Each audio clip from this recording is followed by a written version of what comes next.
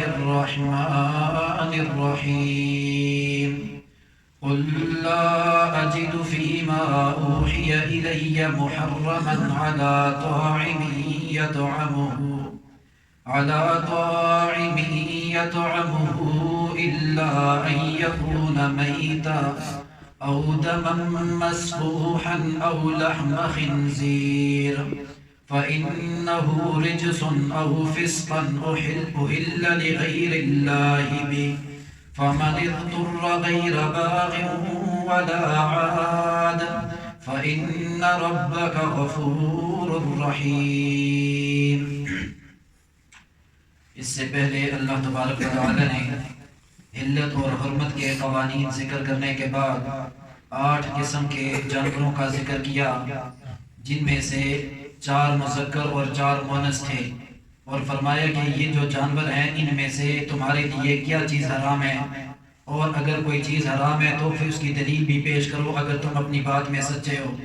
لیکن اللہ تبارک و تعالی نے جب یہ بات کی اور نبی علیہ السلام نے پوچھی تو ان سے کوئی جواب نہ بن سکا کہ ہمارے پاس تو کوئی مضبوط دلیل اس کے اوپر نہیں ہے کہ یہ جانور کیوں حرام کیے گئے ہیں۔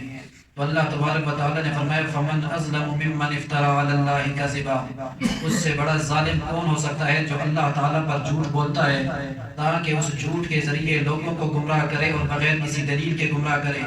یہی لوگ سب سے بڑے ظالم ہیں، اور اللہ تعالیٰ ظالموں کو کبھی ہدایت نہیں دیتا، وہ ہمیشہ صراط مستقیم سے ہٹ کر چلتے ہیں۔ آج کی جو آیات ہے اس کا تعلق بھی انہی آیات کے ساتھ ہے، لیکن اس میں اللہ تبارک و تعالی نے حرمت والی چیزوں کا ذکر کیا۔ پچھلی آیات کے اندر 4 چیزیں ذکر کی جو اللہ تعالیٰ نے بالکل یہ حرام ٹھہرائی، اور ان میں سے 4 مطلب مذکر ہے اور 4 اس کے مؤنث ہیں۔ تو آج کی آیات کے اندر 4 حرام چیزوں کا ذکر کر دیا، اور یہ قانون بتا دیا کہ دنیا کے لوگوں تمہاری زبان سے کوئی چیز حرام کرنے سے حرام نہیں ہوتی، حرام وہ چیز ہوتی ہے جو اللہ تعالیٰ کا حکم ہوتا ہے۔ تو یہ آیت آپ کے سامنے اس سے پہلے 3 دفعہ گزر چکی ہے، بلکہ 2 دفعہ، اور یہ تیسری جگہ آپ کے سامنے آ رہی ہے کہ اللہ تبارک و تعالیٰ نے یہاں پر سب سے پہلے مردار کو حرام ٹھہرایا، اس کے بعد دم مسفوح کو۔ مردار کون سا جانور ہوتا ہے؟ جو بغیر ذبح کے مر جاتا ہے، ویسے حلال تھا، بکری تھی، دمبا تھا یا کوئی اور چیز تھی، حلال تھی، لیکن اس کو شرعی طریقے پر ذبح نہیں کیا گیا اور ذبح کرنے سے پہلے وہ مر گیا، تو یہ مردار ہے، اب اس کا کھانا کسی بھی صورت جائز نہیں ہے۔ نمبر 2، دوسرے نمبر پر دم مسفوح کا ذکر کیا۔ دم مسفوح بہتا ہوا خون ہے، جو جانور کو ذبح کرتے وقت اس کی رگیں کاٹی جاتی ہے اور اس سے جو خون نکلتا ہے یہ حرام ہے، اس کا کسی صورت استعمال جو ہے یہ جائز نہیں ہے اور کسی چیز میں جائز نہیں ہے۔ اکثر طور پر لوگ جو وہ قربانی کے جانور کا خون پیالی میں جمع کر کے اسے کسی نہ کسی چیز میں استعمال کرتے ہیں، حالانکہ اس کا جواز بالکل نہیں، وہ پلید چیز ہے۔ جب پلید چیز ہے تو اس سے کسی چیز کی برکت حاصل کرنا یہ کیسے جائز ہو سکتا ہے؟ تو اس لیے دم مسفوح جو ہے، بہتا ہوا خون جو رگ سے نکلتا ہے ذبح کرتے وقت، وہ حرام ہے۔ ہاں اگر کوئی خون گوشت کے ساتھ لگا ہوا ہے، بعد میں انسان گوشت کاٹتا ہے، گوشت کے اندر رگیں ہوتی ہیں باریک، اس سے اگر کوئی رگ کٹ کے تھوڑا سا خون لگ جاتا ہے تو اکثر خون گلے سے نکل جایا کرتا ہے، وہ جو تھوڑا بہت گوشت کے ساتھ لگا ہو وہ حرام نہیں ہے۔ اگر اس گوشت کو بغیر صاف کیے بھی پکا دیا جائے تب بھی یہ کیا ہے؟ حلال ہو جاتا ہے، لیکن بہتا ہوا خون گلے کا جو ہے یہ بالکل حرام ہے۔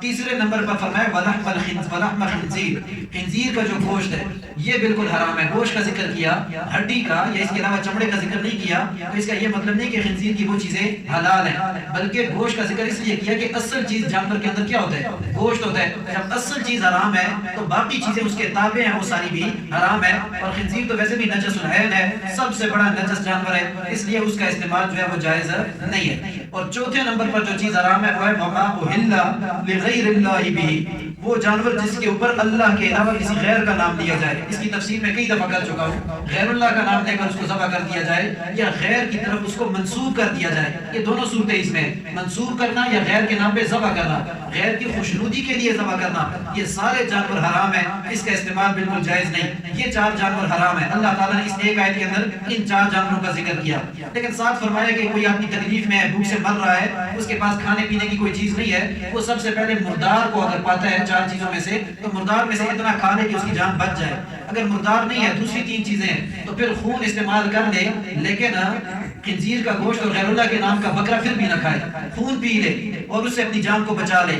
لیکن اگر پہلی دونوں چیزیں نہیں ہیں، دوسری 2 چیزیں ہیں، خنزیر کا گوشت اور غیر اللہ کے نام کا بکرا اور گائے پڑی ہوئی ہے، تو پھر دم جو ہے تیسرے نمبر پر خنزیر کا گوشت کھانا پسند کر لے، لیکن غیر اللہ کے نام کی بکری پھر بھی نہ کھائے، جو درباروں اور میزانوں کے نام پہ ذبح ہو رہی ہے وہ پھر بھی نہ کھائے، وہ پلید ہے، وہ گندی ہے، اس کا استعمال جائز نہیں ہے۔ ہاں اگر پہلی تینوں چیزیں موجود نہیں ہیں تو پھر اگر یہ چوتھی چیز موجود ہے، غیر اللہ کے نام کی چیز ہے، اور یہ اگر نہیں کھاتا اور بھوک سے مر رہا ہے تو کھا لے، لیکن اللہ نے فرمایا غیر باغ ولا عاد، باغی ہو کر نہ کھائے۔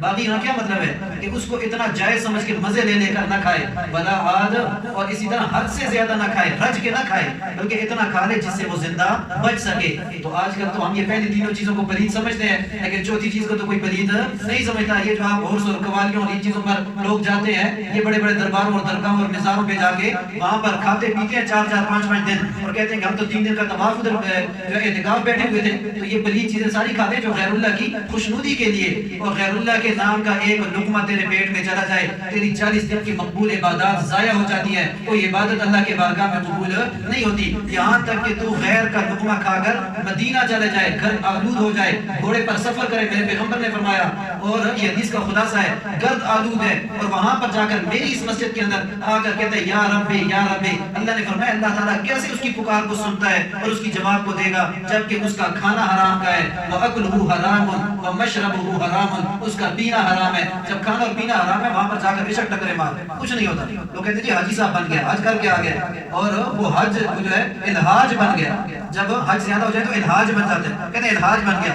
بھائی الحاج تو بنا ہے، پہلے اپنے عقیدے کی فکر کر، عقیدہ تیرا ٹھیک ہے یا نہیں ہے؟ عقیدہ ٹھیک ہوگا تو الحاج بننا فائدہ دے گا، عقیدہ ٹھیک نہیں ہے تو ابو جہل نے بھی 40 حج کیے تھے، اللہ کی قسم جہنم میں پڑا ہوا ہے، اور آج تک عذاب کے اندر مبتلا ہے۔ میرے پیغمبر نے اس کی وفات کے فوراً بعد یہ خوشخبری سنا دی تھی کہ میرے دور کا فرعون جو ہے وہ جہنم میں پڑا ہوا ہے، اور میرے دور کا فرعون کون ہے؟ ابو جہل ہے، وہ جہنم میں۔ تو اس لیے صرف حج کرنا یہ فائدہ نہیں دیتا، پہلے عقیدے کی درستگی جو ہے یہ ضروری ہے۔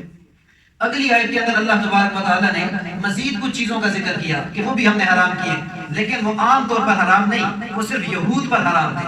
یہودیوں پر کس وجہ سے حرام تھے؟ کہ انہوں نے میری نافرمانی کی، سرکشی کی، ہم نے ان کے اوپر ان چیزوں کو حرام کر دیا۔ ان میں سے کون سی چیز ہے؟ حرمنا کل ذی ظفر، ہر ناخن والے جانور ہم نے ان کے اوپر حرام کر دیا۔ جس کے ناخن ہے، پنجہ بنا ہوتا ہے، یعنی جس کا پاؤں پھٹا ہوا نہیں ہوتا، پنجے کی صورت میں اس کا پاؤں ہوتا ہے، تو ہم نے اس کے اوپر، جیسا اونٹ ہے، اونٹ ان کے اوپر حرام کر دیا گیا تھا، اور اسی طرح شتر مرغ ہے، یہ ان کے اوپر حرام کر دیا گیا تھا، بطخ ہے، یہ ان کے اوپر حرام کر دیا گیا تھا۔ یہ چیزیں اب جائز ہیں لیکن ان کے اوپر حرام ہے۔ حرام کیوں کی تھی؟ اللہ تعالیٰ نے آگے اس کی وجہ ذکر کی ہے، ذَلِكَ جَزَيْنَاهُمْ بِبَغْيِهِمْ، ان کی سرکشی کی وجہ سے ہم نے ان کے اوپر یہ چیزیں حرام کی تھی۔ اچھا یہ ایک چیز تو یہ حرام۔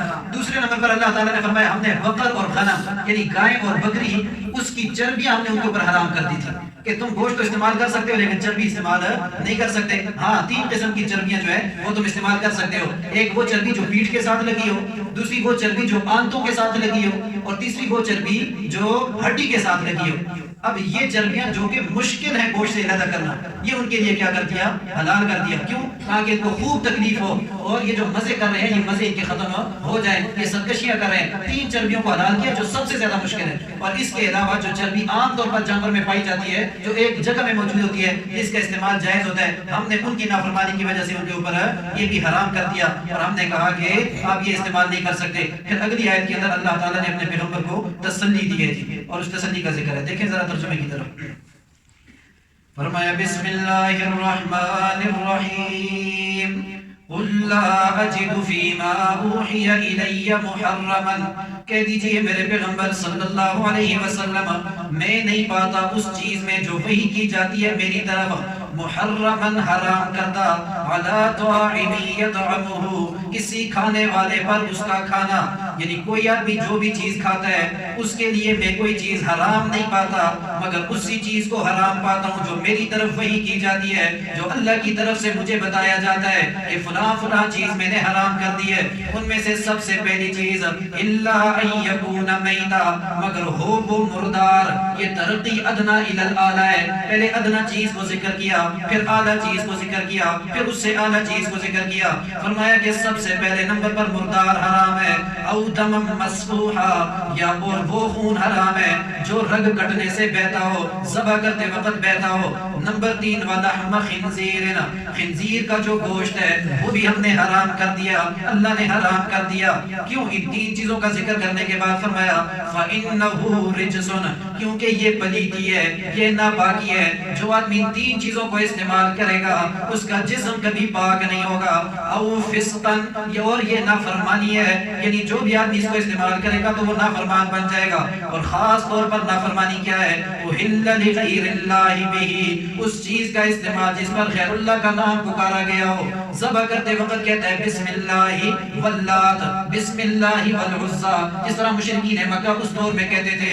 آج کا مشرک جانور کو ذبح کرتے وقت کبھی 11ویں والے پیر کے نام پر اسے جو ہے متعین کر دیتا ہے، کبھی ایک درگاہ کے نام پر، کبھی دوسرے درگاہ کے نام پر منسوب کر کے ذبح کرتا ہے. اللہ نے فرمایا کہ یہ غیر کی خوشنودی جس جانور کے ذبح کرتے وقت اس میں پائی جاتی ہے، ہم نے اس جانور کو حرام کر دیا ہے کیونکہ یہ فسق ہے، اللہ کی نافرمانی ہے. فمن اضطر غیر باغ ولا عاد، بس جو آدمی تکلیف میں ہو تو وہ باغی ہو کر نہ کھائے اور حد سے زیادہ نہ کھائے. اگر گزارا لائق کھا لے، اپنی جان بچا لے، مرنے سے بچ جائے تو فإن ربک غفور رحیم، یقیناً تیرا رب معاف کرنے والا اور رحم کرنے والا ہے. اگر احتیاط سے کھائے کوئی کمی پیشی ہو جائے اللہ تعالیٰ معاف بھی کر دیتا ہے. قربان جب اللہ کی کتاب پر، اس کتاب کو سمجھو یار. یہ جو کتاب ہے نا، اس کی 2-3 آیتیں پڑھی سے سمجھا کرو. یہ سمجھنے کے لیے آئی ہے، سمجھنے کے لیے، یہ صرف تلاوت کے لیے نہیں آئی ہے کہ لوگ کہیں میں نے 10 قرآن ختم کر دیا اور سمجھ ایک آیت کی بھی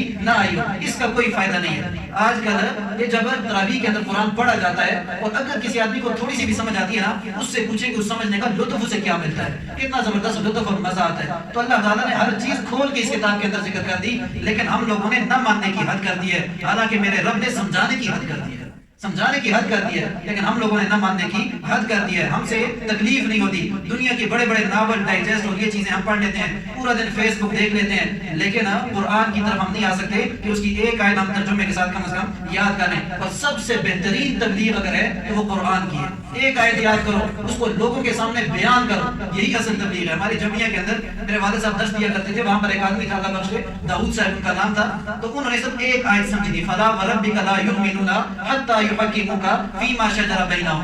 یہ آیت انہوں نے سمجھ لی. سمجھنے کے بعد موت تک ہر جگہ جو بھی جرگہ ہوتا خوشی کا یا غمی کا تو اس جرگے کو شروع ہی اس آیت سے کرتے، فلا وربک لا یؤمنون.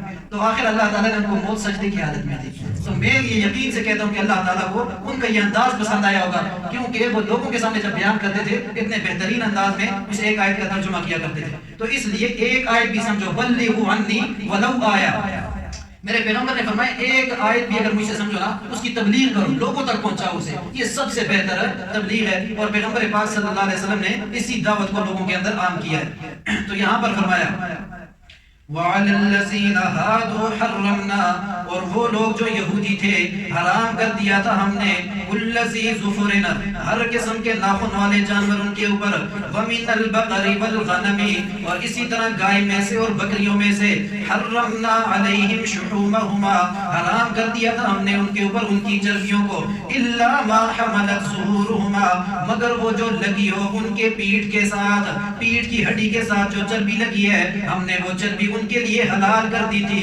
اس کے علاوہ ہم نے ہر قسم کی چربی حرام کر دی. نمبر 2 اوِل حوایا، اور وہ چربی جو آنتوں کے ساتھ لگی ہوتی ہے ہم نے وہ بھی ان کے لیے حلال کر دی تھی. او مختلط بعظم، یا وہ جو مخلوط ہو ہڈیوں کے درمیان، ہڈیوں کے اندر جو چربی لگی ہوتی ہے ہم نے وہ ان کے لیے حلال کر دی تھی. جن چربیوں کا استعمال مشکل تھا ہم نے وہ چربیاں ان کے لیے جائز کر دی. باقی سارے جانور کی چربی ہم نے ان کے اوپر حرام کر دی. یا اللہ تو نے کیوں حرام کی؟ اللہ فرماتے ذالک جزیناہم ببغیہم، یہ بدلہ تھا ان کی سرکشی کا. وہ جو میری سرکشی کیا کرتے تھے، میرے حلال کردہ چیزوں کو اپنے اوپر جان بوجھ کر حرام کر دیا کرتے تھے، ہم نے ان کے اوپر یہ چیزیں حرام کر دی. وَإِنَّا لَصَادِقُونَ، اور یقیناً ہم البتہ اپنی چیز میں سچے ہیں، اپنی بات میں سچے ہیں. فَإِن كَذَّبُوكَ، یہ تسلی ہے نبی علیہ السلام کے لیے، او میرا پیغمبر اگر یہ لوگ آپ کو جھٹلاتے ہیں، آپ کی بات نہیں مانتے، آپ کے اوپر نازل ہونے والی وحی کا انکار کرتے ہیں،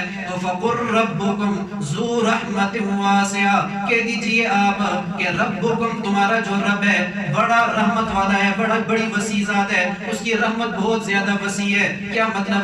وہ تو مجھے نہیں جھٹلاتا، اس نے اپنی رحمت کی چادر میرے اوپر کر دی ہے، اس لیے مجھے کسی اور کے جھٹلانے کی ضرورت نہیں. وَلَا يُرَدُّ بَأْسُهُ عَنِ الْقَوْمِ الْمُجْرِمِينَ، المجرمین، اور نہیں ہٹایا جاتا اس کا عذاب مجرم قوم سے. مجرم قوم کے اوپر جب اس رب کا عذاب آ جائے تو کسی صورت ہٹتا نہیں ہے، پھر اس عذاب کے اندر وہ گرفتار ہو جاتے ہیں. اللہ تبارک و تعالیٰ سے دعا ہے جو کچھ پڑھا سنا اس پر عمل کرنے کی توفیق عطا فرمائے.